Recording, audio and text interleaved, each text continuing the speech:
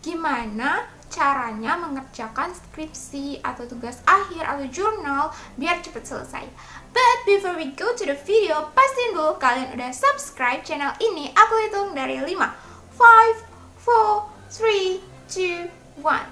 So without further ado, let's get started. Yang pertama yang kita butuhkan adalah komitmen. Jadi dalam mengerjakan skripsi, tugas akhir ataupun jurnal, kita harus mempunyai komitmen untuk menyelesaikannya sampai akhir, sampai final. Karena yang berat itu bukan tebal tipis skripsinya, sulit mudah judulnya, tapi yang berat adalah mempertahankan komitmen kita untuk nyelesain skripsi tersebut. Nah, yang kedua adalah target. Sebenarnya bukan hanya untuk mengerjakan skripsi, dalam kehidupan juga kita memerlukan sebuah target.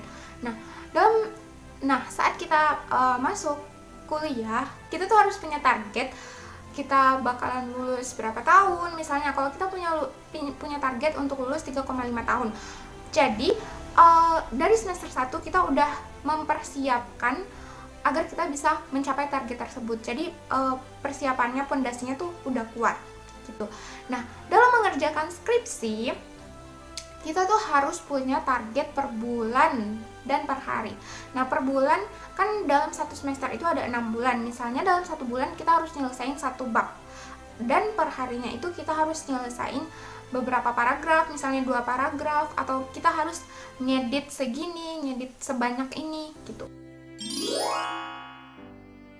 Ketiga adalah selalu rindukan skripsimu.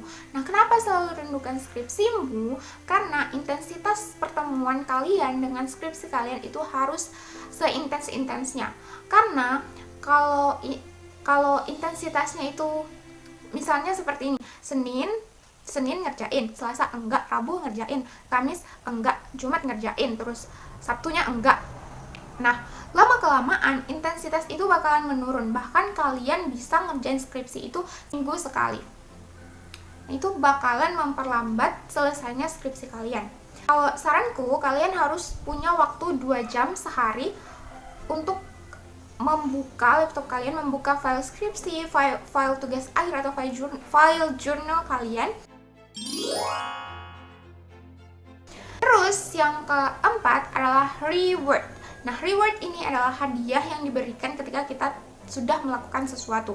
Reward kepada diri sendiri ini sangat-sangat aku terapin. Misalnya, karena aku suka banget drama Korea, jadi dalam 1 hari itu aku jatahin untuk nonton 1 episode. Tapi kalau aku berhasil nulis misalnya 1 paragraf, berarti bisa nonton 2 episode. Atau aku berhasil ngedit segini, nambah 3 episode gitu. Jadi kita harus memberikan reward kepada diri kita sendiri agar kita termotivasi dan juga untuk mendisiplinkan diri.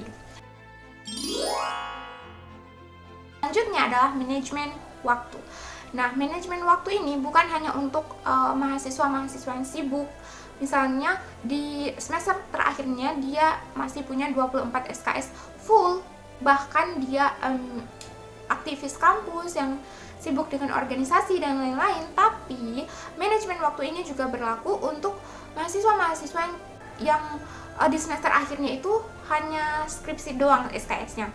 Karena menurut pengalamanku, semakin banyak waktu luang kita, maka semakin malas kita untuk ngerjain. Itu kalau aku sih, semakin malas untuk kita membagi waktu itu dengan mengerjakan skripsi. Makanya kita harus memanajemen waktu dengan baik. Nah, kalau aku, karena di semester terakhirku aku kuliah sambil kerja, ngajar di bimbel dan ngajar privat juga. Jadi aku mengerjakannya itu setelah sholat subuh. Terus jam 7 itu udah di kampus, di perpustakaan kampus. Lalu jam 8 kuliah sampai jam 12-an. Ngajar di bimbel dari jam 1 sampai jam 5. Terus jam 6 sampai jam 8 malam itu ngajar privat. Nah, pulang dari ngajar itu aku ngedit jam 10-an. Terus kalau ada ide aku tambahin. jam 10-an biasanya sampai jam 1 atau jam 2. Tapi kalau kalian nggak kuat untuk begadang, jangan begadang. Jadi ya kalau aku itu. Selanjutnya adalah lingkungan. Kenapa lingkungan ini penting? Karena kita harus mencari dan bergabung dengan di circle orang-orang yang bisa membantu kita, memotivasi kita, dan mendukung kita biar skripsi kita cepat selesai. Atau kita bisa bergabung dengan orang-orang yang memang lagi sama-sama ngerjain juga gitu. Jadi bukannya aku nyuruh untuk pilih-pilih teman, tapi ada baiknya kita bergabung dengan orang-orang yang bisa memotivasi, bukan orang-orang yang misalnya kita mau bimbingan malah diajakin jalan gitu. Nah,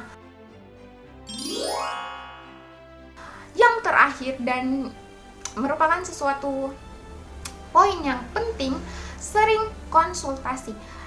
Nah, jadi dalam 1 minggu itu pastiin kalian konsultasi nggak cuma sekali, tapi ya minimal 2 kali konsultasi.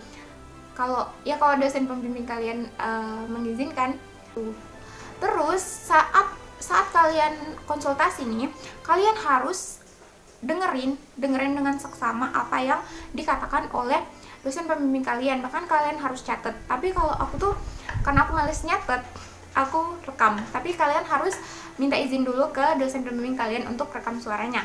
Terus sebelum kalian melakukan konsultasi, kalian harus nyatet apa aja yang pengen kalian tanyain ke dosen kalian. Karena biasanya kan kalau mau bimbingan kan antrian, biasanya kan banyak, dalam 1 hari itu banyak yang mau bimbingan. Makanya kita harus mencatat apa yang mau kita tanyakan ke dosen kita. So, that's all from me. Semoga yang udah aku share tadi will be helpful for you guys. So thank you for watching. Bye bye. See you on my next video.